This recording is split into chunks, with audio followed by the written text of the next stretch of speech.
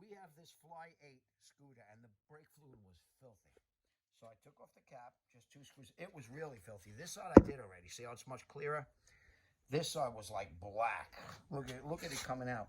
So I figured, let me show you what I'm doing, because I couldn't suck it through. Puppy, you can hold the camera. Okay. We got another cameraman. So what I'm doing is, I got the bleeder, you know, taking out the bleeder, just loosen it a little bit. I pump it and hold it just like a car and let it bleed. Can you see the bleeder, Puppy? Let it come out. Tighten it up. Let it go. Pump it a little bit, just like a car. Bleed it. I'm just trying to get the fluid through it. Do not let go of the handle while the bleeder is open. If you have the bleeder in the open position, you'll suck air back in. You don't want to do that. And you don't want to empty out the reservoir up top either, because now you'll get air in the line again. And I'm going to do this until it runs clear. And let me look at the top. It's getting low. I'm going to cap it back off again. And I just keep capping it off until it runs clear. Pump, bleed, hold it, bleed, pump. Can you see this thing, Papa? Yeah. You got the bleeder in there so they can see the stuff dripping? All right. And I'm just hoping this helps somebody out. I'm not a mechanic, but, you know, I work on my own stuff, trying to save a little bit here and there. Sometimes it doesn't pay to do that. Sometimes you get the right guy on the job, so it's done the first time right, instead of throwing good money after bad. Sometimes that works. You have to make that determination, what you're going to fix and what you're not. But bleeding the brakes is not that complicated of a job. So pump it up, squeeze. It feels a lot better than it did too. There must have been a little air in the line. If you feel any sponginess. Oh, come on. Okay, wrench came off for a second. Hope I didn't suck any air in. Probably not, because I didn't let go. How's the top looking? Getting there. And it's really running clear now at the bottom. And, you know, I'm not bleeding this to get air out. If I was, I would try to position this brake caliper in a way where the bleeder was up top to actually eliminate any air that might be in there. But that's not the case in this situation. I'm just flushing the fluid. Wow, it does feel a lot better though. Before it was kind of spongy. And keep checking that top reservoir. Make sure you're not emptying all the way. And I don't think I'm going to do another one. I think I flushed enough through it. I ran through 4 reservoirs already. And I think that's enough to, I got that old brown crap out of there. Oh, come on, tighten it. Okay. Yeah, it's running clear. This will be the last one. I'll just do it just to make sure everything is out.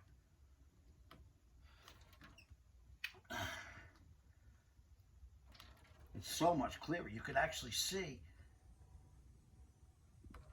the difference in the pan. And take a look at my other videos. I did a review of this e-scooter. I love this thing, and I bought it used. If I would have bought this thing new, it would have lasted me forever. So, and do me a favor, subscribe to some of my videos, because you never know what I'm going to have on there. I have all crazy, it could be a repair video, it could be how to rebuild a carburetor on a boat motor, it could be how to do the coil on a generator, it could be a car race, a boat race. You never know what it's going to be. So subscribe, it helps me out. And I like helping out people trying to figure out how to do something. That's why I make these YouTube videos, and I go on YouTube myself for a lot of stuff. And not this particular thing, but a lot. All right, I'm going to tighten up the bleeder enough. Put the cap back on. Wipe anywhere that fluid went. You want to wipe it, especially if you have .4. It's very caustic, that stuff. It really is. So we'll cap this back up. It looks pretty clean. I'll tell you, the reservoir's a little dirty. I didn't wipe that clean, but I could have. And then you put it's a 2-piece cap on these. You put the cap on. And I'm going to put a rag underneath, because it may, when I tighten it, some may squeeze out of there. And you don't want to overkill it when you tighten it. I shouldn't be doing it with this.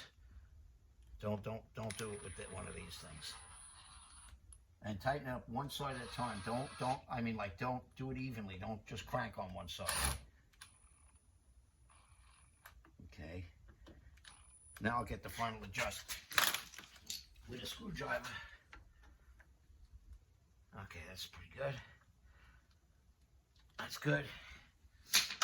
Wipe whatever came off, out, anything. And we're good. Now, this is what the old stuff came out like. Here, Pop, I'll take the camera and show them. See? Now, you could see where it was clearing up and where it was filthy. Look at it. You can see the mix of it. It was pretty bad. So, I did that. Oh, some dripped on the floor a little bit there. So, I hope that helped anybody with the e-bike. Now, I did have a problem when I bought this. I had a frozen rear caliper. I tried to free it up, and I really couldn't get it to free up properly. I couldn't get it to bleed properly. Well, I went to a place in Queens, and I located this caliper they had in their used pile, and it actually worked perfectly. I put that one on. I kind of like it better, too, because it's got the thing. It cost me 85 bucks. It's done. And that's it. So I hope that helped anybody out. Now I feel better. I got clean reservoirs.